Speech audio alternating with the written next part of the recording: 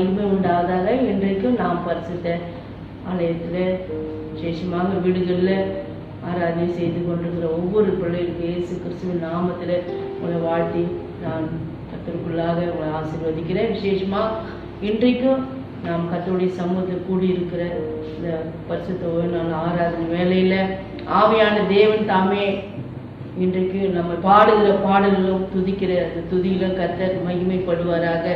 கர்த்தர் நாமத்துக்கு மகிமை உண்டாவதாக. இந்த ஆன்லைன் மூலியமாக இந்த கடந்த தொடர்ந்து வாரங்களாக நாம் 2 மாத காலவளவும் நாம் ஒவ்வொரு வாரமும் கர்த்தரை நாம் வீடுகளில் ஆண்டவருமா பாடி துதி ஆர்வத்தி கொண்டிருக்கிறோம். கர்த்தர் நாமத்துக்கு மகிமை உண்டாவதாக. இன்றைக்கும் இந்த மே மாதம் இந்த கடைசி வாரத்தில் கர்த்தர் நம்மை கொண்டு வந்து சேர்த்திருக்கிறார். இந்த சமூகத்தில் நாம் காணப்படுகிற நாம் உற்சாகத்தோடு நாம் கர்த்தர் நாம் துதித்து பாடி நாம் ஆர்ப்பரிப்போம். கர்த்தர் நாமத்துக்கு மகிமை உண்டாவதாக. கர்த்தர் தாமே இந்த ஆராதனை நமக்கு ஆசீர்வாதமாக்கி தரும்படிக்காக நம் கண்களை மூடி நாம் செபிக்கலாம்.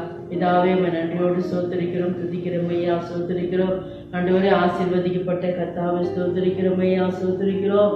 ஆண்டவரே இந்த பரிசுத்த நான் ஆராதனை கருத்து தாழ்த்தி ஒப்புப்படுகிற பரிசுத்த தெரிய எங்கள் தேவன் தாமே கடந்து வந்து ஆராதனை தொடர்ந்து முடிவது பொருட்படுத்தி நடத்தி தருவீராக.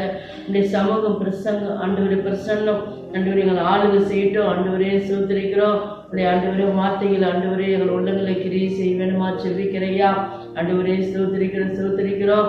தொடர்ந்து முடிவு ஆராதனை பொருட்படுத்தி நடத்தி தருவீராக. விரைவில் நாங்கள் விடுதலையோடு ஆலயத்தில் கூடி நாங்கள் செவிக்க ஆண்டவரே அப்பா சோத்திர சமூகத்தில் காணப்பட ஆராதனை மகிழ்ந்து கழிவுரை எங்களுக்கு உதவி செய்ய முடியாது செவிக்கிறையா. ஆண்டவரே எங்கள் ஜபத்தை கேட்கிறேன், ஜபத்தை தள்ளாதவரே ஆண்டவரே ஸ்தோத்திரிக்கிறோம். கர்த்தாவே நீர் எங்களை ஆண்டவரே ஸ்தோத்திரிக்கிறோம். ஆசீர்வதிக்க வேண்டுமா செபிக்கிறையா, ஸ்தோத்திரிக்கிற இயேசு கிறிஸ்துவின் நாமத்தில் பிதாவே ஆமென். தொடர்ந்து நாம் ஸ்தோத்திரம் செய்வோம். விசேஷமாக தொடர்ந்து கர்த்தருடைய ஆலயத்தில் நாம் பாடல்களை பாடி அவர் நாமத்தை நாம் மகிமைப்படுத்துவோம். கர்த்தர் நாமத்துக்கு மகிமை உண்டாவதாக.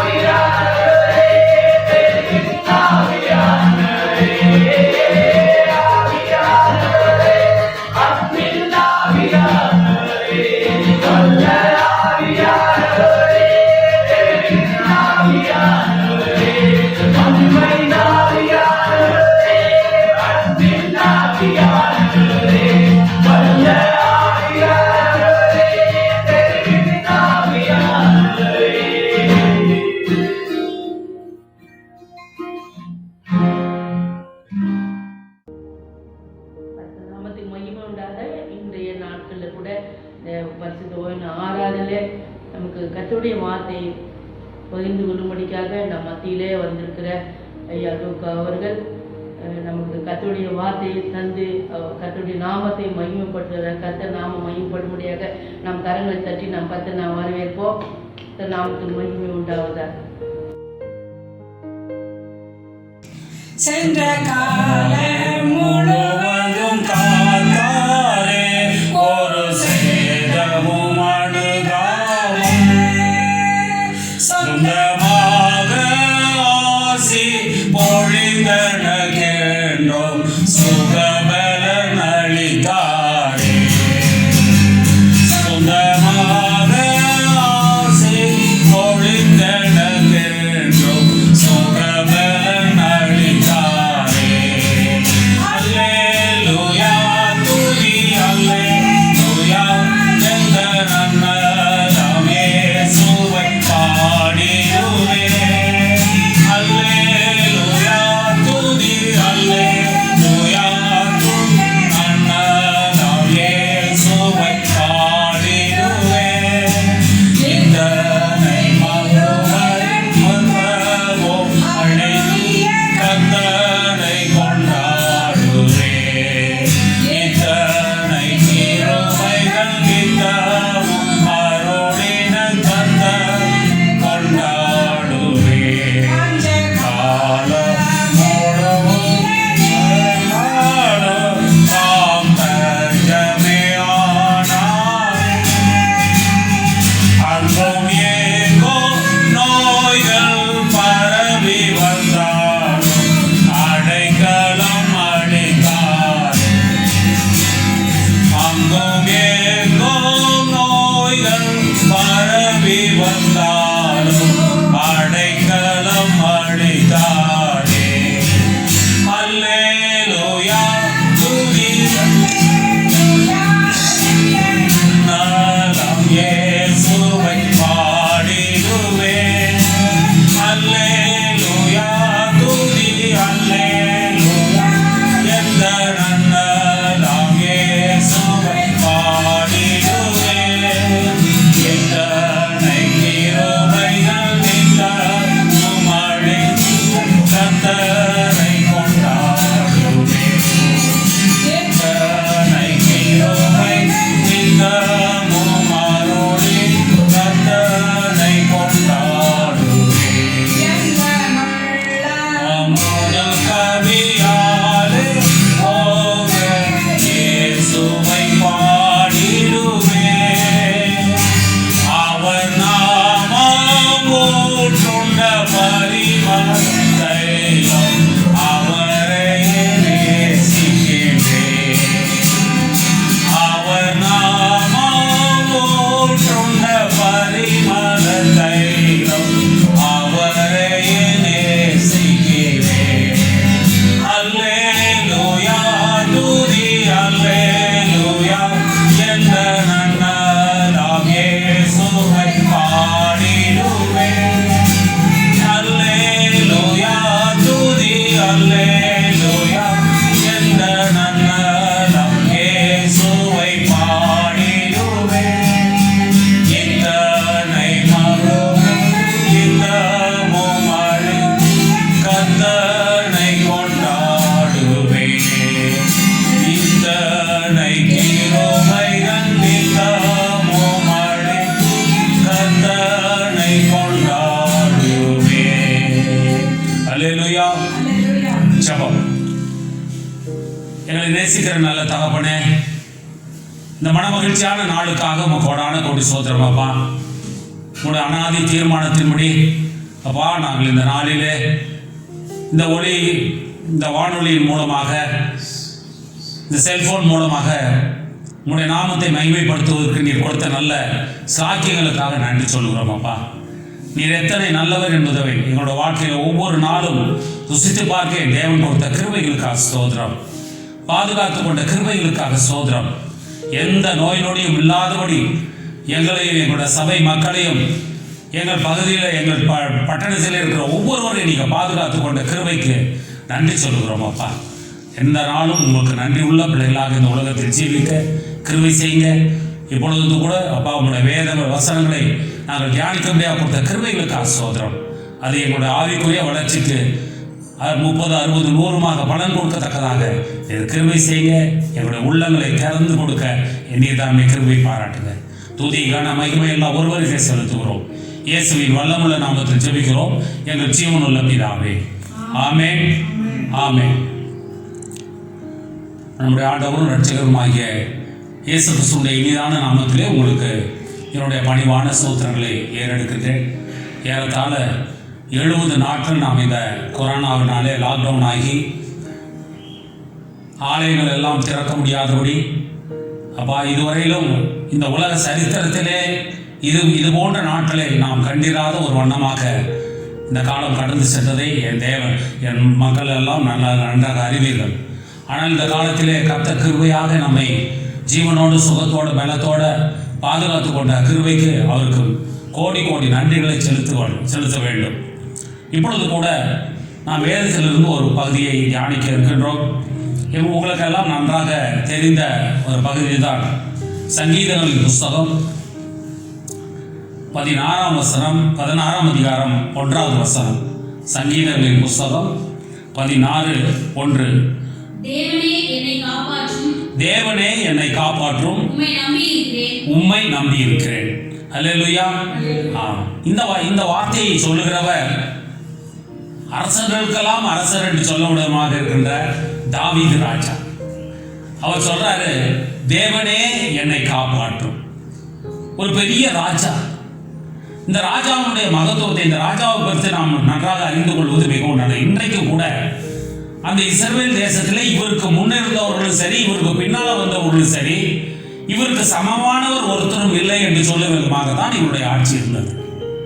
இந்த ராஜாவே கர்த்தரை, தேவனை பார்த்து, தேவனே நான் உம்மை நம்பி இருக்கிறேன், என்னை காப்பாற்றும் என்று சொல்லுகிறார். அப்படி என்ன அவருக்கு ஒரு நெருக்கடியான ஒரு மன சமாதானம் இல்லாத ஒரு சூழ்நிலை.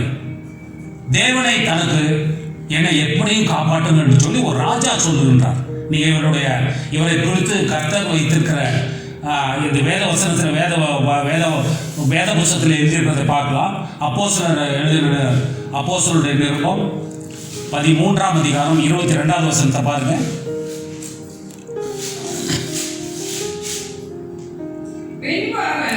பின்பு அவர் அவனை தள்ளி தாவீதை அவர்களுக்கு ராஜாவாக ஏற்படுத்தி ஈசாயின் குமாரனாகிய தாவீது என் இருதயத்துக்கு ஏற்றவனாக கண்டேன். எனக்கு சித்தமானவைகளை எல்லாம் அவன் செய்வான் என்று அவனை குறித்து சாட்சி கொடுத்தார். அல்லேலூயா. இந்த சாட்சி கொடுத்தது யாரு? தேவனாகிய கர்த்தர். அல்லேலூயா சொல்லலாமா? ஆமா. இவனை குறித்து, ஒரு மனுஷனை குறித்து கர்த்தரே சாட்சி கொடுக்கிறார். அவன் என் மனதுக்கு ஏற்றவன், எனது மனதில் இருக்கிற விருப்பங்களை எல்லாம் நிறைவேற்றுகிறவன் தாவீது என்று சொல்லி அவனுக்கு சாட்சி கொடுக்கின்றார். இவ்வளவு மகத்துவங்களோ இந்த உலகத்தில் எந்த மனுஷனுக்கு இது போன்ற ஒரு சாட்சி தேவன் கொடுத்ததில்லை. மோசேக்கு சொல்லுவார், என் வீட்டில் எங்கும் உண்மையானவன் என்று சொல்லுவார். நோவாவுக்கு சொல்லுவார், நோவா நீதியும் நேர்மையும் உள்ள ஒரு நான் மனுஷனாக கண்டேன் என்று சொல்லுவார்.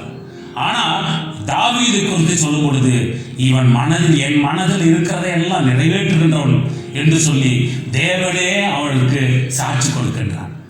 இந்த மனிதனுக்கு உள்ள நெருக்கடி என்ன? இப்ப தேவனை நோக்கி என்ன சொல்ற? தேவனே என்னை காப்பாற்றுங்க, நான் உண்மையே நம்பி இருக்கிறேன் என்று சொல்லி தாவீது சொல்றதை நாம் இங்க பார்க்கிறோம். இந்த தாவீதை குறித்து இன்னும் நாம் வேதத்தில் வாசிக்கிறோம் என்று சொன்னாங்க. இன்றும் இந்த 2 சாமுவேல் புத்தகம் 8ஆம் அதிகாரம் 6-14 வசனங்கள்.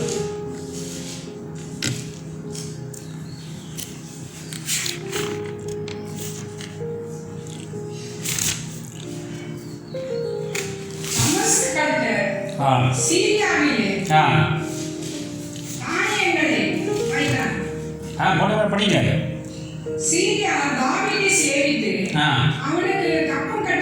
அதுதான் தேவை. சீரியா தாவீதை சேவித்து அவனுக்கு கப்பம் கட்டினான். தாவீது இருந்த காலத்திலே அந்த இஸ்ரவேலுடைய சமஸ்த இஸ்ரவேலுக்கும் தாவீது ராஜாவாக இருந்தார். இந்த சீரிய தேசம் அதுக்கு முன்னால் பார்த்தீங்கன்னா 1300 வருஷம் இஸ்ரவேலை அவர்கள் மேற்கொண்டு இஸ்ரவேலை அடிமைப்படுத்தி இருந்தார்கள். அந்த சீரிய ராஜாவே தாவீதுக்கு என்ன பண்றான்? தாவீதுடைய நாட்கள் என்ன பண்றான்? தாவீதுக்கு கப்பம் கட்டி அவனை சேவித்து வந்தான் என்று பார்க்க. அப்போ அவன் எவ்வளவு பிரபலமானவன். இன்னொரு வசனத்தை கூட பாருங்க, அதே 7ஆம் அதிகாரம் 2 சாமுவேல் 7ஆம் அதிகாரம்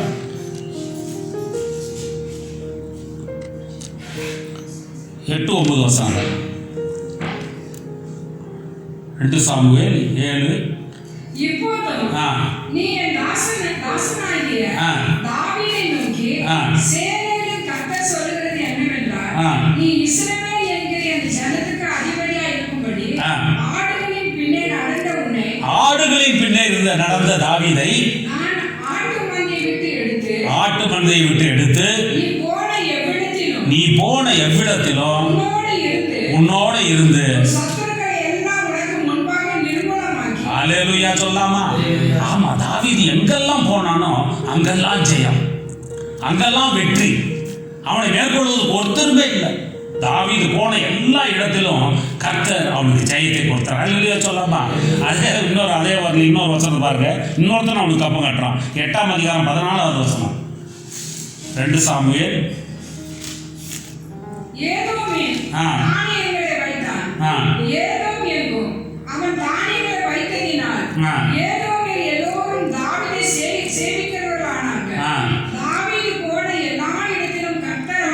பாத்தீங்களா? தாவீது போன எல்லா இடத்திலும் கர்த்தர் அவனை காப்பாற்றினார். ஆனாலும் தாவீது தேவனை நோக்கி சொல்ல, தேவனே என்னை காப்பாற்றும், நான் உண்மையே நம்பி இருக்கிறேன் என்று சொல்ல. அப்ப இந்த நெருக்கடிக்கு காரணம் என்ன? தாவீதோட வாழ்க்கையை எடுத்துக்கிட்டோம்னு சொன்னாக்க, தன்னுடைய 17 வயசு வரையிலும் அவன் என்ன பண்றான்? ஆடுகளின் பின்னே இருக்கிறான். 17ஆவது வயசுல தான் அவன் யாரை பண்றான்? கோலியாத்தை ஜெயிக்கிறான். இஸ்ரவேலுக்கு ஜெயமே எப்படி வருது? தாவீதின் மூலமா தான் வருது. அதுக்கு காரணம் என்ன? தாவீது ஆடு மேய்க்கும் பொழுது எப்பொழுதும் கர்த்தரை துதித்து பாடிக்கொண்டே இருப்பான். அல்லேலூயா சொல்லாமா? தம்பூர் வீணை அந்த தம்பூரை வைத்துக் கொண்டு கர்த்தரை எப்போதும் என்ன பண்ணுவான்? ஆமா, துதிகளின் மத்தியிலே வாசமா இருக்கிறவர் யாரு? நம்முடைய தேவன். அல்லேலூயா சொல்லாமா? ஆமா, துதிகளின் மத்தியிலே வாசமா இருக்கிறவர் நம்முடைய தெய்வம். ஆகவே தெய்வத்தோட தேவ ஆவியானவர் எப்பொழுதும் தாவீதோடு கூட இருக்கின்ற அனுபவம். அதனாலதான் சிங்கம் வந்தது ஆட்டை பட்சிக்க. அவன் என்ன பண்ணான்? சிங்கத்தை ஒரு ஆட்டை உரித்து கிழித்து போடுவது போல போட்டான். ஒரு கரடி வந்தது, கரடி அடித்து கொண்டு போட்டான். அப்ப இந்த பலம் ஒரு சிங்கத்தை ஒரு மனுஷன் மேற்கொள்றான்னா அது அவனுக்கு ஒரு காட்டுக்கே ராஜா. அது எவ்வளவு பெரிய மிருகமாக இருந்தாலும் அதை சிங்கம் மேற்கொள்ளும். ஆனா ஒரு மனுஷன் அதை மேற்கொள்றாருன்னா கர்த்தர் அவனுக்கு எவ்வளவு பெரிய வல்லமையை கொடுத்திருக்கிறார், பராக்கிரமத்தை கொடுத்திருக்கிறார் என்பதை நாம் அறிந்து கொள்ள வேண்டும். இந்த தாவீது கர்த்தரை நோக்கி ஜெபிக்கிறான், கர்த்தரை நோக்கி கூப்பிடுறான், தேவனே என்னை காப்பாற்றுங்க, நான் உண்மையே நம்பி. ஒரே ஒரு சின்ன ஜெபம் தான். இதுக்கு காரணம் என்ன? தாவீதுடைய வாழ்க்கையில நாம் பல்வேறு பட்ட சூழ்நிலைகளை அவன் கடந்து செல்கிறதை நாம் பார்க்கிறோம். ஏன்னு கேட்டா, தாவீது யாருக்கு நன்மை செஞ்சானோ அவனே அவனுக்கு என்ன பண்றான்? காய்மான் காரணமாக அவனுக்கு பொறாமையினால அவனை எப்படியாவது கொல்ல வேண்டும் என்று சொல்லி சவுல் ராஜா தாவீதை துரத்துகிறான். அல்லேலூயா. ஆமா, இவன் தான் சவுல் அதை இஸ்ரவேல் மக்களை தலைநிமிர செய்தவன் தாவீது. ஒவ்வொரு நாளும் கோலியாத் வந்து தேவனை தூஷித்து, உங்களை யாருக்காவது தைரியம் இருந்தா என்கிட்ட ஒண்டி நேருக்கு நேரா சண்டைக்கு வாங்க, நீங்க ஜெயிச்சீங்கன்னா எங்க நாடு உங்களுக்கு அடிமை என்று சொல்லி அந்த பெலிஸ்திய ராட்சசன் சொல்றான். ஆனா சவுல் இந்த இஸ்ரவேலருக்குள்ளே சவுலை குறித்து சொல்லுவாங்க, எல்லாரோட உயர்ந்தவன், நல்ல ஒரு ராஜாவாக அவனை அபிஷேகம் பண்ணார் கடவுள். ஆனால் அவனுக்கும் அவனை எதிர்க்க என்னது? திராணி இல்லை, தில் இல்லைன்னு சொல்லுவார் நம்ம உலக பாஷையில். அப்போ அங்கே வந்து அண்ணன் தம்பி தன்னை ஆர்மியில் வேலை பார்க்குற தன்னுடைய அண்ணன்மார்களை பார்க்கறதுக்காக வந்தார் தாவீது. அப்போ நடந்தது என்ன? என்னன்னா தேவனை குறித்து, அதாவது தேவனை குறித்துனா உண்மையுள்ள தெய்வம், உயிருள்ள தெய்வத்தை குறித்து இவன் இப்படி நிந்திக்கிறான். இவனை யாருமே கேட்கறது இல்லையா? இவனும் ஒரு சிங்கத்தை போல, ஒரு கரடியை போல தான் இவனும் ஒரு காட்டில் இருக்கிற சிங்கத்தை போலவும் கரடியை போலதான் இவனை எதிர்க்கிறதுக்கு திராணி இல்லாமல் இருக்காங்க. நான் போய் இவனை நான் ஜெயிப்பேன்னு சொல்லி ராஜா இடத்துல போய் நிற்கிறான். அவ்வளவு ஒரு பர்சனல் கான்ஃபிடென்ஸ் உள்ள ஒரு மனுஷன். அப்ப சொல்றாரு, நான் என் தேவனுடைய நாமத்தினாலே இவனை ஜெயிப்பேன் என்று சொல்லி வாக்கு கொடுத்து, அதே போல ஒரே ஒரு கூழாங்கல்ல யாரை ஜெயிக்கிறான்? கோலியாத்தை வீழ்த்துகிறான். அப்பொழுதுதான் இஸ்ரவேல் மக்கள் எல்லாம் வெகுண்டு எழுந்து அந்த பெலிஸ்தர்களை துரத்தி அவர்களை வெட்டுண்டு அவர்கள் மேல ஜெயம் கொள்ளுகின்றார்கள். ஆகவே இந்த தாவீது அரசனாக வந்த பிறகு இவனுக்கு ஒரு பெரிய நெருக்கடி வருது. அந்த நெருக்கடியை உங்களுக்கு எல்லாருக்கும் நமக்கு நல்லா நன்றா தெரிஞ்சுதான். ஏன்னா அவன் பெற்ற பையனை யார் என்ன பண்றான்? தாவீதை கொண்டுட்டு தான் ராஜாவாக வேண்டும் சொல்லி தாவீதை துரத்துகிறான். இந்த ஒரு காரியத்தை தவிர அவன் எங்கேயுமே அவன் சாய்ந்து போகல. ஏன்னு கேட்டால் அவனுக்கு 2 சூழ்நிலைகள். ஒன்று, தன்னுடைய மகன் அப்சலோம் எப்படியாவது தாவீதை கொன்று விட்டு தான் ராஜாவாக வேண்டும் என்று சொல்லி என்ன பண்றான்? அவரை துரத்தி வேட்டையாடுகின்றான். இன்னொரு காரியம், அதற்காக ஓடி ஒளிந்து கொண்டிருக்கிற சூழ்நிலையில இவன் என்ன பண்றான்? சிக்லாக் என்ற ஒரு இடத்துல தாவீதும் அவனோட சேர்ந்த 400 மனிதர்கள் அவங்க என்ன பண்றாங்க? சிக்லாக்ல இருக்கிறாங்க. அவங்களோட குடும்பங்கள்லாம் அங்கே இருக்கிறாங்க. அவங்களோட ஃப்ரெண்டு பிள்ளைகள்லாம் இருக்காங்க. இவங்க வெளியே அவர்கள் ஒரு போயிருந்த சமயத்தில் அமலேக்கியர் சிக்லாக்கை மேற்கொள்கின்றார்கள். இவனுடைய மனைவி, தாவீதுக்காக 2 மனைவி, அபிகாயிலும் இன்னொரு 2 மனைவி இருக்காங்க, பிள்ளைகள் இருக்காங்க. அதே போல அவனோடு இருந்த 400 பேருடைய மனைவி, பிள்ளைகள் இவர்களை எல்லாம் சிறையாக பிடித்து கொண்டும் அவர்கள் இருந்த வீடு, அவருடைய பொருள்களை எல்லாம் எரித்து போட்டு அவர்கள் போய்விட்டார்கள். இதை தாவீது பார்க்குறாரு. இந்த வசனத்தை கூட பாருங்க. ஒரு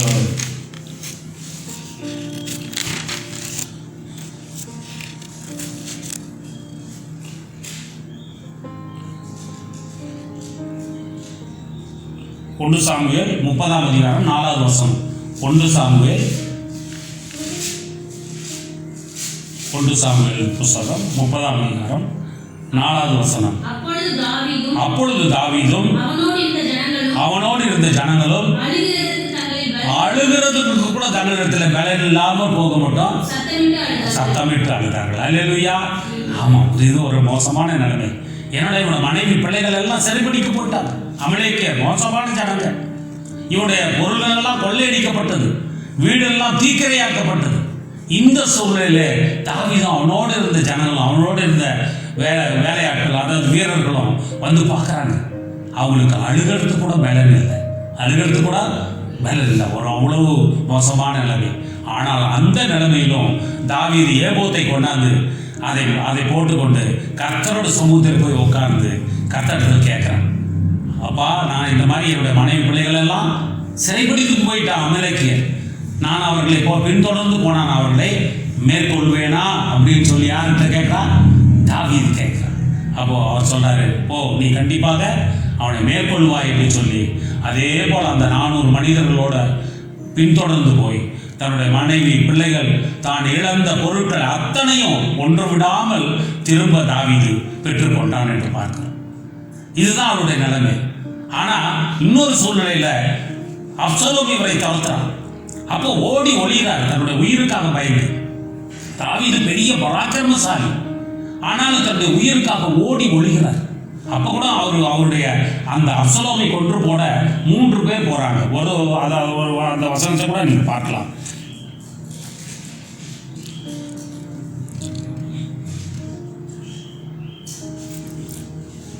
ரெண்டு சாமுவேல் 18ஆம் அதிகாரம் 5வது வசனம். 2 சாமுவேல் 18ஆம் அதிகாரம் 5வது வசனம். யோவாபையும் அபிசாயையும் ஈத்தாயையும் மெதுவாய் நடத்துங்க. அப்பனை கொல்றதுக்கு மகன் துடிக்கிறான். ஆனா அந்த அப்பா பாருங்க, அந்த மகன் அவர் சொல்றாரு, அவனை போய் எதிர்க்கிறதுக்காக இந்த 3 தளபதிங்க போறாங்க. யோவாப், அபிசாயி, ஈத்தாய் 3 பேரும் போறாங்க. அவங்களுக்கு சொல்றான், எப்பா, நீங்க அப்சலோம் உங்க கையில கிடைச்சானாங்க அவனை என்ன பண்றாங்க, ரொம்ப துன்புறுத்திட்டாங்க, அவனை மெதுவாய் நடத்துங்கன்னு சொல்றாங்க. அல்லேலூயா சொல்லாமா? ஆமா, பாருங்க எவ்வளவு ஒரு டெண்டர் ஹார்ட். தனக்கு தீமை செய்தவர்கள் கூட அவன் என்ன பண்றான், நன்மை செய்கின்ற ஒரு எண்ணம். சரி, இப்போ நாம் இன்னொன்று பார்க்கணும். தாவீதோட பெருமைகளையே நாம் பார்த்து கொண்டிருக்கிறோம். அவன் நோக்கி கூப்பிடுகிற கர்த்தர் எவ்வளவு பெரியவர். அல்லேலூயா சொல்லாமா? அதுதான் முக்கியமானது. ஏன்னா நாம் சார்ந்து இருக்கிற கர்த்தர். நமக்கு அநேக போராட்டங்கள் உண்டு, அநேக நெருக்கடிகள் உண்டு, அநேக நிந்தைகள் உண்டு, ஏச்சு பேச்சு அத்தனையும் உண்டு. ஆனால் அதன் மத்தியிலும் நாம் தேவன் நம்மை இது முதல் கொண்டு இது நொடிப்பொறி வரை நம்மை பாதுகாத்து வந்திருக்கிறார். அல்லேலூயா. அவர் தான் அந்த தெய்வம் எப்பேற்பட்டவர் பாருங்க. நெகேமியா புத்தகம் 9ஆம் அதிகாரம் 6வது வசனம். நீர் ஒருவரே கர்த்தர், நீர் வானங்களையும் வானாதி வானங்களையும் அவைகளுடைய சர்வ சேனைகளையும் பூமியையும் அதில் உள்ள எல்லாவற்றையும் சமுத்திரங்களையும் அவைகளுள்ள எல்லாவற்றையும் உண்டாக்கினீர். அவைகளெல்லாம் நீர் காப்பாற்றுகிறீர். வான சேனைகள் உம்மை பணிந்து கொள்கிறது. அல்லேலூயா சொல்லாமா? நாம் இந்த பார்த்தா இதே யூனிவர்ஸ். இந்த வானத்தில் இருக்கிற நாங்கள் பார்க்குற நட்சத்திரங்கள், சந்திரன், சூரியன் இருக்கிற நட்சத்திரங்கள்லாம் இது என்ன சொல்றது? சூரியன். இதுதான் யூனிவர்ஸ்ன்னு சொல்றது. வானாதி வானங்கள்னா கேலக்ஸி.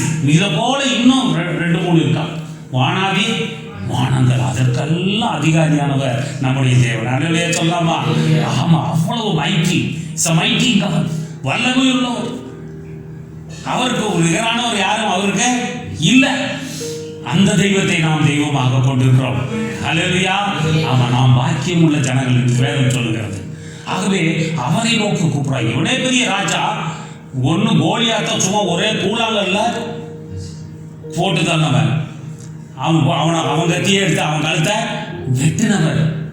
அவர் பார்த்து ஒருத்தர்கிட்ட அபயம் கேட்கிறார். அப்பா தேவனே என்னை காப்பாற்றுன்னு சொன்னா அவர் எவ்வளவு பெரிய ஆளா இருக்கணும். அல்லேலூயா. அந்த தெய்வம் உனக்கும் எனக்கும் தெய்வமாக இருக்கிறார். உங்களுக்கும் எனக்கும் தெய்வமாக இருக்கிறார். கடந்த 60-70 நாட்களாக நம்மை வழிநடத்தி கொண்டிருக்கிறார்கள். அல்லேலூயா. நம்ம பார்க்கிறோம், இந்த அமெரிக்க தேசம் எவ்வளவு பெரிய செழிப்பான நாடு. அங்கே இல்லாத மருத்துவ வசதியே இல்லை.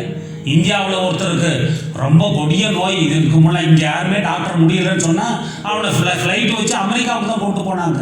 நம்ம பார்க்குற முன்னாள் முதல்வர்கள் எம்ஜிஆர் இந்த மாதிரி அவர் பார்த்தா ஒரு வியாதி வந்துச்சு. அவரை எங்கே கொண்டு போனாங்க? புரூக்ளின் ஹாஸ்பிட்டல் அமெரிக்காவுக்கு தான் கொண்டு போனாங்க. அவங்க போயிட்டு சரியாகி வந்தார். மறுபடியும் வியாதி வந்துச்சு, இறந்துட்டார். இப்படி இங்கே இல்லாத சுகாதாரமும் சுத்தமும் மெடிக்கல் ஃபெசிலிட்டிஸும் எங்கே இருக்குது? அமெரிக்கா தேசத்தில் இருக்குது. ஆனால் இப்போ என்ன நிலைமை பாருங்க. இந்த கொரோனா நாட்டில் அமெரிக்காவில் கொத்து கொத்தா மடிக்கிறோம். ஆயிரக்கணக்கில் மடிச்சு போகிறோம். லட்சக்கணக்கில் இருக்கு, லட்சத்தை தாண்டிடுச்சு. ஆனால் இந்திய தேசத்தில் சில ஆயிரங்கள் தான். 140 கோடி மக்கள் இருக்கிற இடத்துல, அது நம்ம பகுதியில் பார்த்தீங்கன்னா 100 சில்லறை தான். தமிழ்நாடு பூராவும் எவ்வளோ மறித்து போனவங்க? ஆமாம், 120 பேர், 130 பேர்.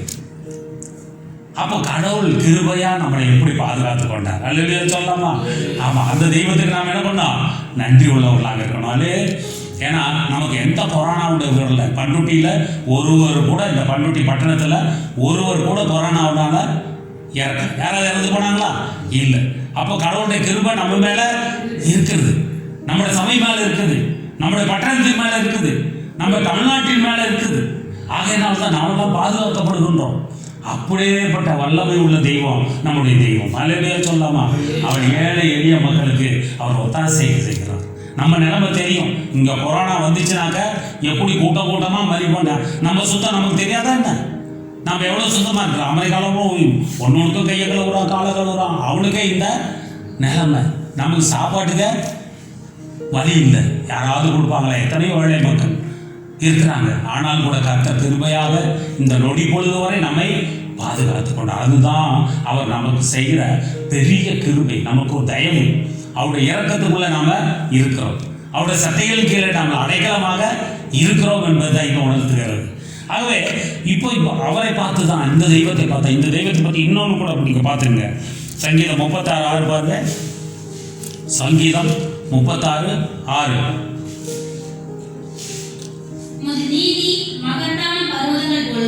உமது நீதி மகாத்தான பர்வதம் போலவும்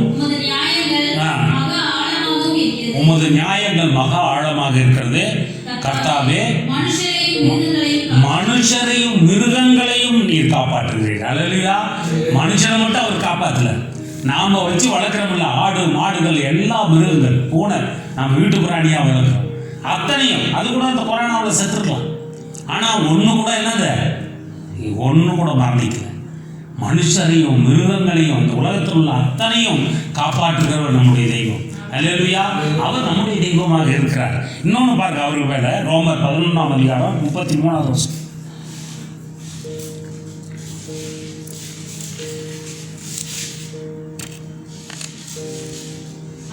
தேவனுடைய ஐஸ்வரியம், ஞானம், அறிவு என்பவைகளின் ஆழம் எவ்வளவாய் இருக்கிறது. அவருடைய ஞானத்துக்கு அளவே இல்லை. அவருடைய அவர் அனந்த ஞானம் உள்ளவர். அவர் அனந்த ஞானம். உதாரணத்துக்கு ஒன்று சொல்லுவோம், இஸ்ரேல் தேசத்தில் பஞ்சம் வந்துருச்சு. அவங்க என்ன பண்ணுறாங்க, ஈப்து தேசத்துக்கு போகிறாங்க. அந்த பஞ்சத்தில் அவர்களை பாதுகாக்க வேண்டும் என்று சொல்லி 13 வருஷத்துக்கு முன்னாலேயே யோசேப்பு என்கின்ற தலகத்தனை அங்கே அனுப்புகிறார். அல்லேலூயா சொல்லாமா? ஆமாம். அவனை போட்டு குழியில் போய் தூக்கி போட்டு அடிமையாக விட்டு அவன் போய் போத்திபார் வீட்டில் ஏகப்பட்ட பிரச்சனையில் மாட்டி ஜெயிலுக்கு போய் அவனை ஜெயிலில் இருந்து என்னவா உயர்த்துறாரு, ராஜாவாக உயர்த்துறாரு. ராஜாவுக்கு அடுத்த ஸ்தானம். அந்த இஸ்ரவேல் தேசத்து முழுவதுக்கும் ஒரு பெரிய தலகத்தனாக அந்த இஸ்ரவேல் தேசத்து ராஜா சொல்றாரு, இந்த யோசேப்பை கேட்காம எவனும் கையை காலை கூட ஆட்டக்கூடாது. உன் கையை எகிப்து, இந்த யோசேப்பை கேட்காம எகிப்து ராஜா சொல்றார், பார்வோன் சொல்றார், யோசேப்பை கேட்காம யாரும் கையை காலை கூட ஆட்டக்கூடாது. அவன் அவ்வளவு அவனை உயர்த்தி வைக்கிறார். ஆகவே 13 வருஷத்துக்கு முன்னாலேயே இந்த தான் நேசிக்கிற மக்களை, தான் யாரெல்லாம் அன்பு செலுத்துகிறாரோ, யாருக்கெல்லாம் அவர் வழிநடத்தி கொண்டு கரம் பிடித்தாரோ, நம்மளாம் அவர் கரம் பிடித்து இருக்கிறார். நாம் போய் அவரை பிடிக்கல, அவர் தான் என்ன பண்ணிருக்காரு, நம்மை கரம் பிடித்து வழிநடத்தி கொண்டிருக்கிறார். ஆகவே நம்மை பஞ்சத்திலே பாதுகாக்கிறது அவருக்கு தெரியும். யாரையெல்லாம் அவர் நேசிக்கிறாரோ அவர்களுக்கெல்லாம் ஒரு பெரிய திட்டத்தை வைத்திருக்கிறார். அவருடைய ஞானத்துக்கு, அவருடைய அனந்த ஞானத்துக்கு அளவே இல்லை. அல்லேலூயா சொல்லாமா? ஆகவே அவ்வளவு மகத்துவம் உள்ள தெய்வம். அந்த தெய்வத்தை நாம் தெய்வமாக கொண்டிருக்கிறோம். ஆகவே ஒருபோதும் வைக்கப்பட்டு போகக்கூடாது. சரியா? ஆமாம்.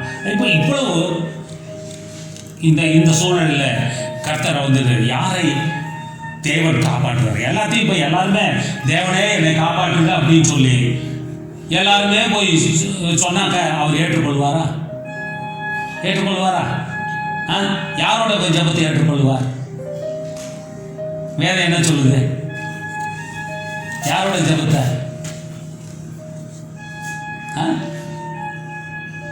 யாருக்காக அவர் பரிந்து பேசுவார்?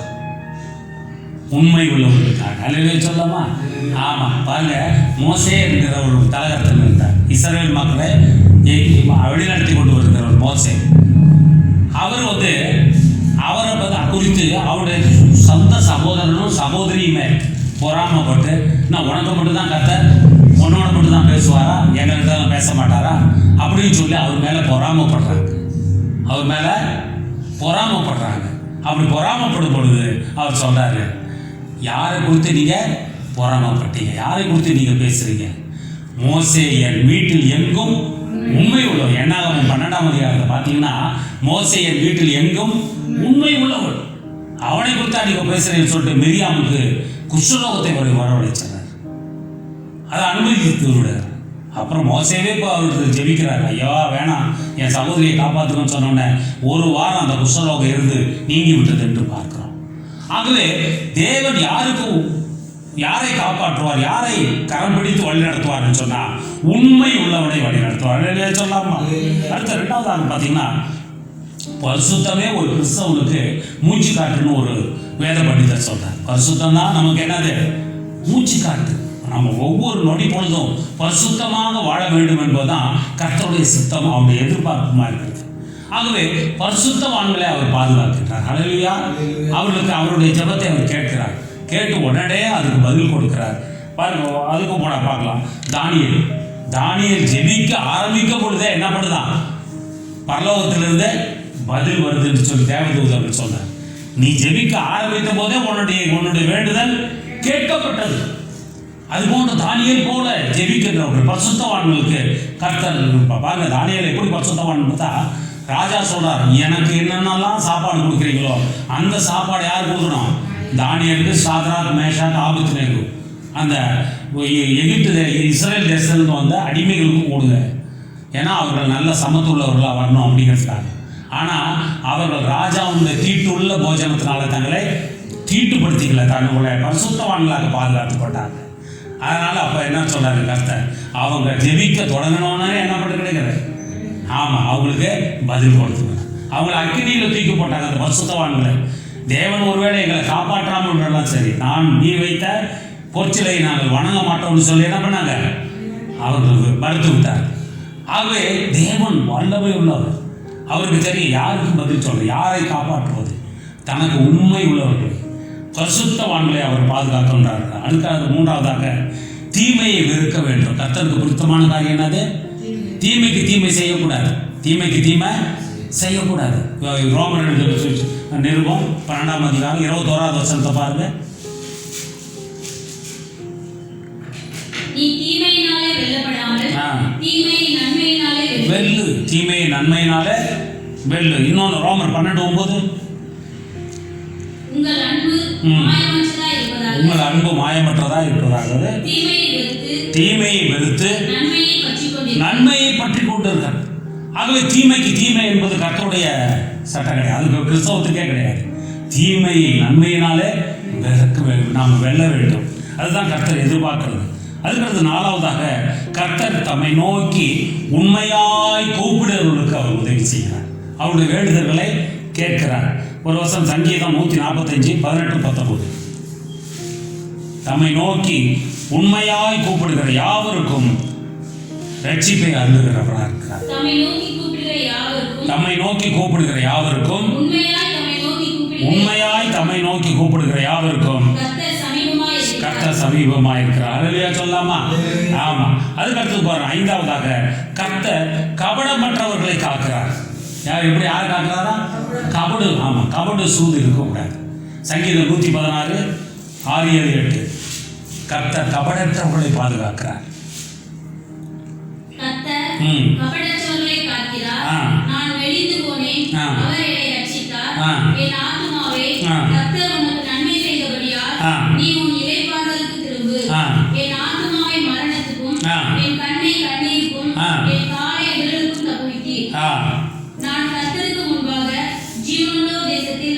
அல்லேலூயா. போதுமா?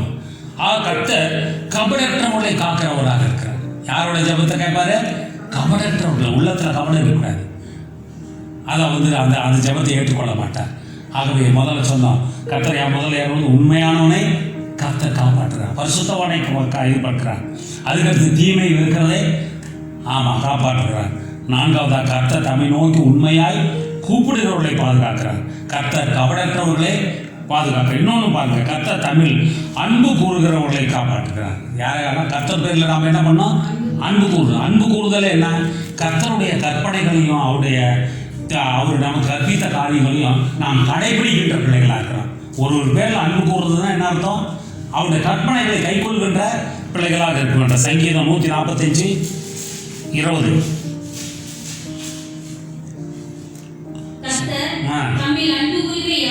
கர்த்தர் தம்மில் அன்பு கூறுகிற யாவரையும் காப்பாற்றுகிறார். அல்லேலூயா. கர்த்தர் தம்மில் அன்பு கூறணும், அவர் மேல் அன்பு கூறணும். அவருடைய கற்பனைகளை நாம் கைக்கொண்டு அதன்படி நடக்கிற பிள்ளைகளாக இருக்கிறோம். அதுதான் அவர் பேரில் அன்பு கூறுறதுன்னு அர்த்தம். கடைசியாக தன் ஜீவனை காக்கிறவருக்காக, கர்த்தருக்காக இழக்க கொடுக்கிறவனை காப்பாற்றுகிறார். தன் ஜீவனை கொடுக்கிறவன் பாருங்க, மத்தேயு 10ஆம் அதிகாரம் 39வது வசனம், லூக்கா 9:24.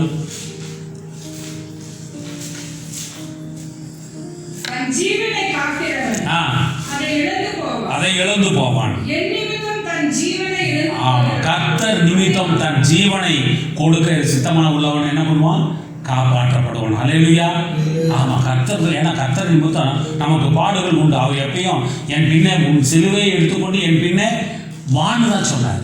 ஆகவே அந்த கர்த்தருடைய பின்பற்றி போனா நமக்கு பாடுகள் உண்டு. ஆனாலும் அந்த பாடுகள் நாம் எதை மட்டும் நோக்கணும்னா, நமக்கு இந்த உலக வாழ்க்கையை விட்ட பிறகு மறுமையிலே நமக்கு கிடைக்கிற அந்த மகிமைக்காக தான் நாம் வாழ வேண்டும். அதைத்தான் அவர் சொல்றாரு. ஆகவே கர்த்தர் நிமித்தம் இந்த உலகத்தில் ஜீவனை ஒருத்தர் விட்டான்னு சொன்னா சேவானை பார்க்கிறோம். சேவான் மேல எல்லாம் கல்லெறிகிறாங்க. ஆனா அவர் வானத்தை நோக்கி அண்ணாந்து பார்க்கிறாரு.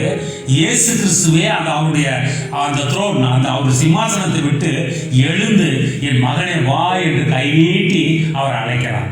அல்லேலூயா சொல்லலாமா? கர்த்தருக்கு ரத்த சாட்சியாக மறித்த முதல் மனுஷன். அவன் கல்லெல்லாம் மேலே வந்து விழுவுது, காயம் படுது, அடி வலிக்குது. ஆனா அதெல்லாம் அவருக்கு தெரியவே இல்லை. அவர் யாரை பார்க்கிறாரு? கிறிஸ்துவை தான் பார்க்கிறார். அல்லேலூயா சொல்லலாமா? அப்ப கிறிஸ்துவை நோக்கி நாம பார்க்கும் பொழுது இந்த உலக பாடுகள், இந்த உலகத்தில் நமக்கு வருகிற கஷ்டம், நெருக்கடிகள், அவமானம், நிந்தை, இது எல்லாம் நமக்கு மறந்து போயிடும். ஏன்னா நம்மளுடைய குறிக்கோள் என்ன? கிறிஸ்துவோட வலது பாசத்தில் வீட்டிருக்க வேண்டும். அவருடைய பிள்ளையாக நாம் பரலோக ராஜ்யத்தில் பிரவேசிக்க வேண்டும். அந்த ஒரு தரிசனம் இருக்கிற மக்கள் ஒருபோது என்ன பண்ணுவாங்க? வெட்கப்பட்டு போக மாட்டாங்க. இந்த உலகத்தில் இருக்கிற மனிதன் நம்முடைய உயிரை எடுக்கலாம், இந்த உடம்பை வந்து சேதப்படுத்தலாம். ஆனால் நம்ம ஆத்மாவை ஒன்றுமே செய்ய முடியாது. ஆத்மா யார் கொண்டது? அவன் கர்த்தர் கொண்டது. அவர் அதை பாதுகாத்துவார். தன் ஆத்மாவை காக்கிறவன் கர்த்தர் கனப்படுத்துவார். அவன் ஒருபோது வெட்கப்பட்டு போனதில்லை. ஆகவே கர்த்தருக்காக நாம் என்ன பண்ணுமா? ஜீவனை கொடுக்கிறார்கள். அதற்கு நாம் பார்த்தோம் 6-7 காரியங்கள். உண்மையானவனாக இருக்கணும், பரிசுத்தவானாக இருக்கணும், தீமை வெறுக்கின்றனும், கர்த்தரை நோக்கி எப்படியும் அவரையே நோக்கி அவரை கூப்பிடுகிறவனாக இருக்கணும். கர்த்தர் கபடற்றவர்களை பாதுகாக்கிறார். கர்த்தர் தன்னில் அன்பு கூறுவர்களை பாதுகாக்கிறார். கர்த்தருக்காக தன் ஜீவனை கொடுக்கிறவர்களை கர்த்தர் பாதுகாக்கிறார். இத்தனை தகுதியும் யாருக்கு இருக்குது?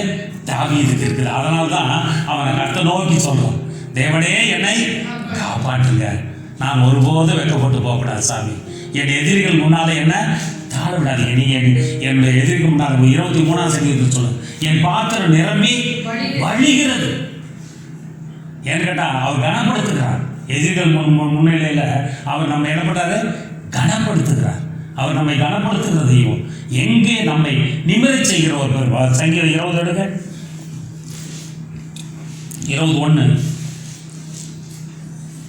அப்படியே தண்ணி கொஞ்சம் வேணும். ஆபத்து நாளிலே கர்த்தர் உமது ஜெபத்தை கேட்பாராக. யாக்கோபின் தேவனுடைய நாமம் உமக்கு உயர்ந்த அடைக்கலமாவதாக. நான் 1-5 வருஷம் படிப்பேன். அவர் பரிசுத்த ஸ்தலத்திலிருந்து உமக்கு ஒத்தாசை அனுப்பி சியோனிலிருந்து உம்மை ஆதரிப்பாராக. நீர் செலுத்தும் காணிக்கைகளை எல்லாம் அவர் நினைத்து உமது சர்வாங்க தகன பலியை பிரியமாய் ஏற்றுக்கொள்வாராக. அவர் உமது மனவிருப்பத்தின்படி உமக்கு தந்தருளி உமது ஆலோசனைகள் எல்லாம் நிறைவேற்றுவாராக.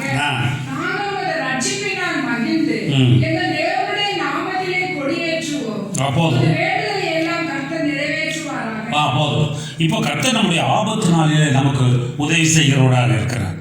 பரலோகத்திலிருந்து ஒத்தாசையை அனுப்பி நம்மை பாதுகாக்கின்ற ஒரு கர்த்தர். நமது மன விருப்பத்தின்படி நம்மை அது நிறைவேற்றி பாதுகாக்கிறார். ஒவ்வொருத்தரும் நம்முடைய மன விருப்பம் என்ன இருக்க அவருக்கு உகந்ததாக இருக்க. இது கர்த்தர் அவருடைய சித்தமாக இருக்கணும். நாம் நிறைவேற்ற நாம் நினைக்கிறது என்னது? கர்த்தர் இது விரும்புகிறாரா? கர்த்தர் இதை விரும்புகிறாரா? அப்போ அது போன்ற கர்த்தர் விரும்புகிற காரியத்தை நாம் செய்யும்போது அதை நிறைவேற்றுகின்றவராக இருக்கிறார். ஆகவே நம்மளுடைய மன விருப்பத்தை நிறைவேற்றி நம்மை பாதுகாக்கின்றவர். ஆகவே அவர் நம்முடைய ஜபத்தை கேட்டு பாருங்க. 2 கொரிந்தியர் 4வது அதிகாரம் 8வது வசனம்.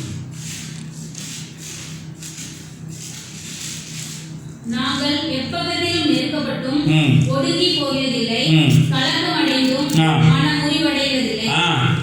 பாருங்க, தாவீது சொல்றார், இது பவுல் சொல்றார், அப்போஸ்தலனாகிய பவுல் சொல்றாரு, நாங்கள் எப்பக்கத்தில் நெருக்கப்பட்டு ஒடுங்கி போவதில்லை, மனம் முறிவடைவதில்லை. ஏன்னா அது கர்த்தர் கொடுக்கிற பலன்.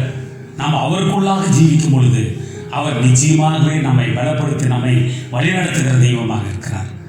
அதுதான் அவருடைய எதிர்பார்ப்பு. 40 நிமிஷம் பேசுகிறேன் சோதரம். அதுக்கடுத்து பாருங்க, அவர் நம்மை நிமிர்ந்து நிற்க செய்கிறவர். சங்கீதம் 28 பாருங்க. சங்கீதம் 28 பேசலாம். சங்கீதம் 28. அவர்கள் முறிந்து விழுந்தார்கள், நாங்களோ எழுந்து நிமிர்ந்து இருக்கிறோம். எழுந்து நிமிர்ந்து இருக்கிறோம். அல்லேலூயா சொல்லாமா? எத்தனையோ பேர் அவளுக்கு இந்த பயம் கொரோனா பீரியடில், ஐயோ நமக்கு அந்த கொரோனா வந்துட்டா நம்முடைய ஜீவன் அநேகர் வயதானவங்கலாம், ஐயோ 60 வயசுக்கு மேலே இருக்கிறவங்களுக்கு தான் வருதாமே அப்படின்னு அப்படி ஐயோன்னு சொன்னவங்களுக்கெல்லாம் மன முறிவடைந்தார்கள். ஆனால் அவர் நம்மை நிமிர்ந்து நிற்க செய்கிறார். அல்லேலூயா. ஆமாம், நாம் மன முறிவடைந்தாலும் நம்மை நிமிர்ந்து நிற்க செய்கிற தெய்வம் நம்முடைய கர்த்தராகிய இயேசு கிறிஸ்து. அதை நாம் மனதில் வைத்துக் கொள்ளணும். எவ்வளோ பேர் இருக்காங்க, எவ்வளோ பெரிய பணக்காரர்களாக இருக்கிறாங்க, இன்னும் அவங்களுக்கு எல்லா வசதியும் இருக்குது, எல்லா வாய்ப்பும் இருக்குது. ஆனாலும் கூட அவங்களெல்லாம் அவங்களை காப்பாற்றி கொள்ள முடியல. பார்த்தீங்கன்னா இத்தாலியில் கொத்து கொத்தா மடித்து போகிறாங்க, ஸ்பெயினில், மற்ற உலக நாடுகள் அனைத்திலுமே மரணங்கள் பயங்கரம். அவங்களுக்கு இல்லாத வசதியே இல்லை. அவங்களுக்கு ஒருத்தர் சொல்கிறான், இத்தாலியில் சொல்கிறான், அவனோட பணத்தை எல்லாம் கொண்டாந்து ரோட்டில் சூறையாடுறான். ஐயோ இந்த பணம் எனக்கு என்னை காப்பாற்ற இல்லை, என் பிள்ளையை பாதுகாக்கவில்லை. நியூயார்க் சிட்டியில் வந்துட்டு ஒரு ஹாஸ்பிட்டலில் போகிறான், அப்பாவும் மகன் வரான். மகன் 21 வயசு மகன் வரான். அவனுக்கு பிளட் டெஸ்ட் பண்ணணும், கொரோனா இருக்குதான்னு பார்க்கறதுக்குன்னு டெஸ்ட்டுக்காக போகிறான். டெஸ்ட்டு பண்ணவொன்னே கொரோனா இருக்குதுன்னு சொல்கிறான். அதுக்கு பின்னால் அவன் அப்பா பார்க்குறான். அவன் பையன் வந்து அப்பா விட்டு பிரியும் போது, அப்பா நீங்கள் காரில் இருக்குப்பா, நான் டெஸ்ட் பண்ணிட்டு வந்துடுறேன்னு சொன்னான். ஆனால் நிலைமை என்ன, இவன் டெஸ்ட் பண்ண போனால் கொரோனா இருக்குது. அப்பா கிட்ட போய் திரும்பி சொல்கிறது கூட அவனை விடலை. அப்படியே ஆஸ்பத்திரி கொண்டு போனான். 2 மணி நேரத்தில் அந்த 21 வயசு வாலிபன் இறந்து போனான்னு பார்க்க. அப்போ அந்த பெற்றோருடைய மனம் எவ்வளவு வேதனைப்படும். அங்கே எம்எஸ் பண்ணிட்டு இருக்கிறான், இந்திய தேசத்துக்காக தான் எம்எஸ் பண்ணுறான். அவனை குறித்து எவ்வளவு எதிர்பார்ப்புகள் இருக்கும், எவ்வளவு கற்பனைகள் இருக்கும், எவ்வளோ அவன் எதிர்காலத்தில் என்னவாக ஆகணும்னு சொல்லிட்டு அவங்க பெற்றோருடைய எதிர்பார்ப்பு. ஆனால் அவன் 2 மணி நேரத்தில் தன்னுடைய ஜீவனை இழக்கிறான். இதுபோன்று மக்கள் சூழ்நிலைகள்லாம் இருக்கிற சூழ்நிலை. ஆனால் கர்த்தர் நம்மை என்ன பண்ணுறாரு, தலையை நிமிரச் செய்கிறார். அல்லேலூயா சொல்லாமா? ஆமாம், எந்த சூழ்நிலையும் தாவீதுக்கு அநேக நெருக்கடிகள் வந்துச்சு. பையனே வந்துட்டு துரத்துறான் அவனை கொலை செய்வதற்கு. ஆனாலும் கூட அவனே போய் வர ஒரு குதிரை மேலே வரும்போது தன்னுடைய கழுத்து ஒரு மரத்தில் சன்னல் பின்னலாக மாட்டிக்கிட்டு செத்து போறான். அவ்வளோ நெருக்கடிகள், அழுகிறது கூட பலன் இல்லாத ஒரு சூழ்நிலை. ஆனால் கர்த்தர் அவனை தலை நிமிரச் செய்கிற தெய்வம். அல்லேலூயா. ஆமாம், இந்த கர்த்தர் நமக்கு அவர் வந்து எல்லா பாடுகள் வழியாக கடந்து வந்தவர் நம்முடைய கர்த்தர். அல்லேலூயா. எல்லா பாடுகளின் வழியாக கடந்து வந்த ஒரு வருஷத்தை கூட பாருங்க. எபிரேயர் 2ஆம் அதிகாரம் 18வது வசனம்.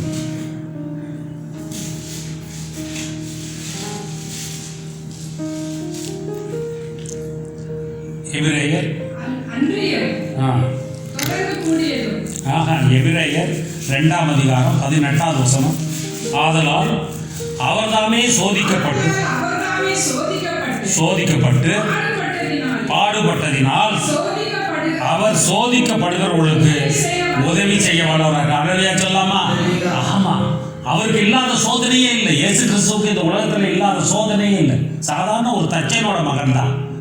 ஆனால் கர்த்தர் கிருபையாக அவரை வழி நடத்தினார். எல்லா பாடுகளும் வழியாக வந்தார். பிரச்சனை இருந்துச்சு, சாப்பாட்டு பிரச்சனை இருந்துச்சு, தண்ணி பிரச்சனை இருந்துச்சு.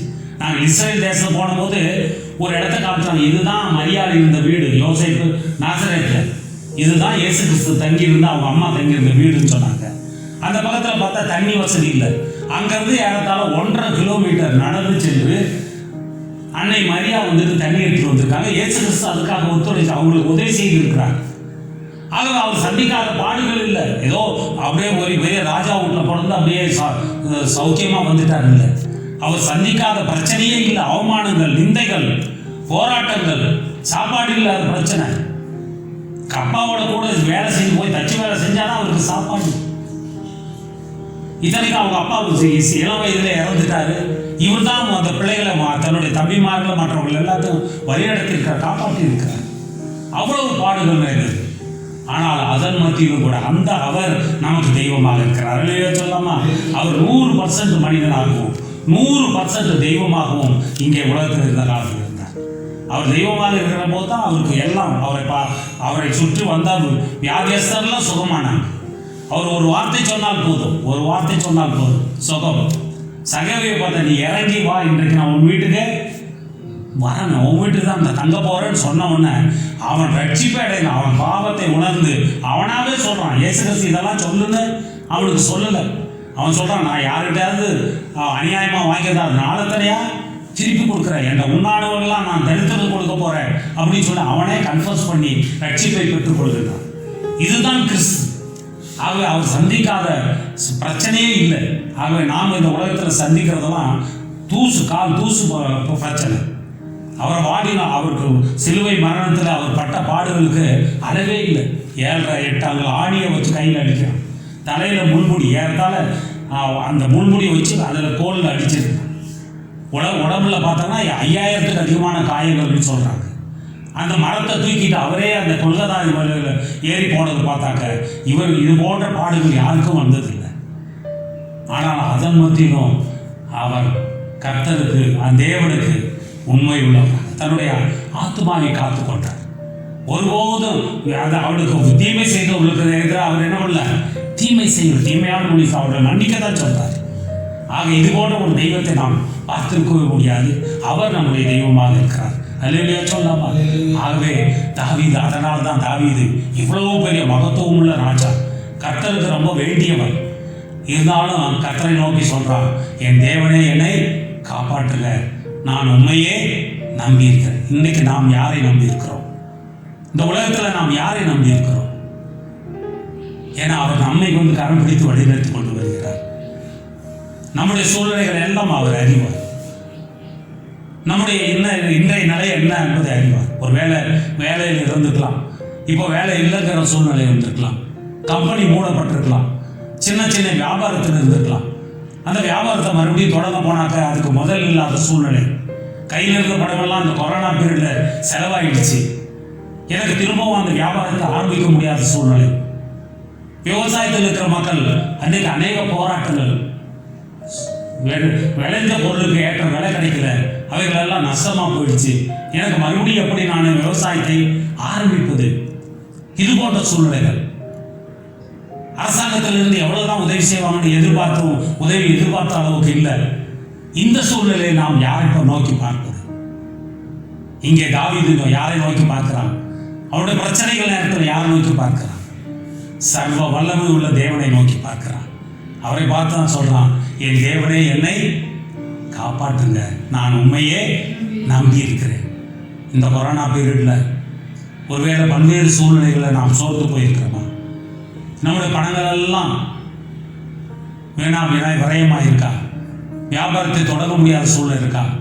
பள்ளிக்கூடத்தில் படித்து எனக்கு இன்னும் வேலை கிடைக்கல, முடிச்சு நான் ஒரு சின்ன வேலைக்கு போனால் என் குடும்பத்தை நான் காப்பாற்றுவேன்ற சூழ்நிலைகள் இருக்குது. அதில் இருந்து எப்படி இப்போ எந்த வேலை கிடைக்கும்? இருக்கிற சூழ்நிலை இன்னும் எவ்வளோ நாளைக்கு இந்த கொரோனா பீரியடு எக்ஸ்டெண்ட் ஆகும்? அரசாங்கம் இன்னுமாக வியாதி அதிகமாக வந்துட்டு இருக்குது அப்படின்னு சொல்லிட்டு பல ஆலோசனை பண்ணுறாங்க. இந்த சூழ்நிலையில் நாம் யாரை நோக்கி பார்க்க போகிறோம்? நம்மை படைத்த அந்த ஒரே தேவன் தான் நமக்கு விடிவு காணும். அவரே நோக்கி பார்த்து இன்றைக்கி நம்முடைய ப்ரேயர் என்னவாக இருக்கணும்?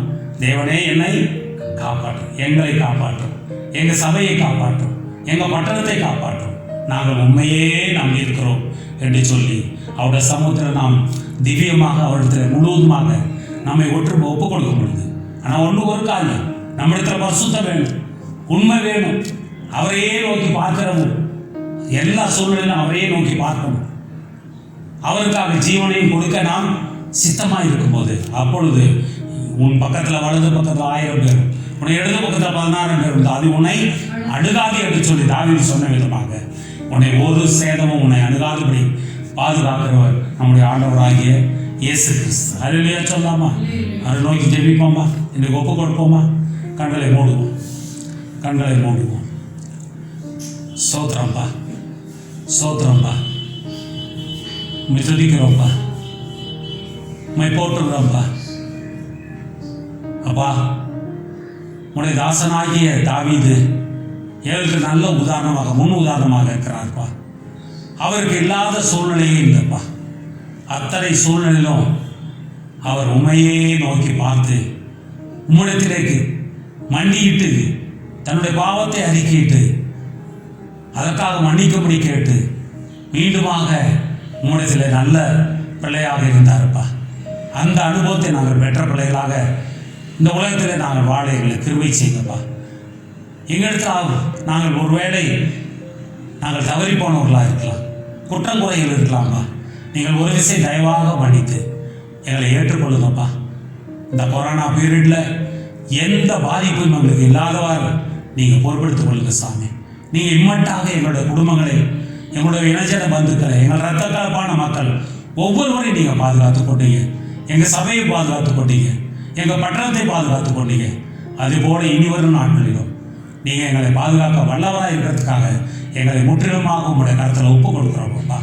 உங்களுடைய வருகை சமீபமாக இருக்கிறதுக்கான எல்லா சூழ்நிலைகளும் இருக்குதுப்பா. அதை சூழ்நிலையில் உணர்ந்து நாங்கள் முற்றிலுமாக எங்களை தாழ்த்தி உங்களுடைய கருத்திலேயே நாங்கள் ஒப்பு கொடுக்க கிருபை செய்ய.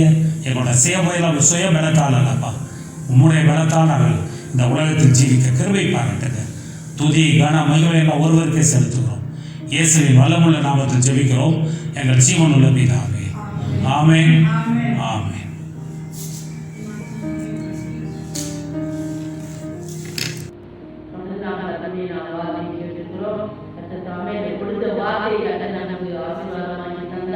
விசேஷமாக அந்த வார்த்தையிலே சொன்ன அந்த எல்லா காரியங்களுக்காக நான் விசேஷித்து தன்னுடைய தாசத்துக்கு கொடுத்து அந்த வார்த்தையில அவனோடு பேசியிருக்கிறார்.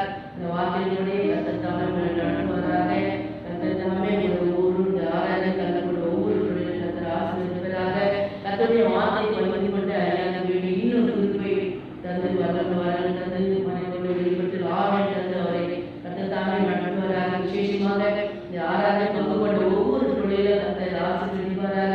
விசேஷமாக வருஷத்து ஒரு நாள் ஆராதனை கலந்து கொண்ட வீடுகளில் ஆராதனை கலந்து கொண்டு அவருடைய வார்த்தையை கேட்ட கத்தருடைய பாதத்தில் அமர்ந்திருந்த ஒவ்வொரு கத்தத்தாமே ஆசீர்வதிப்பதாக.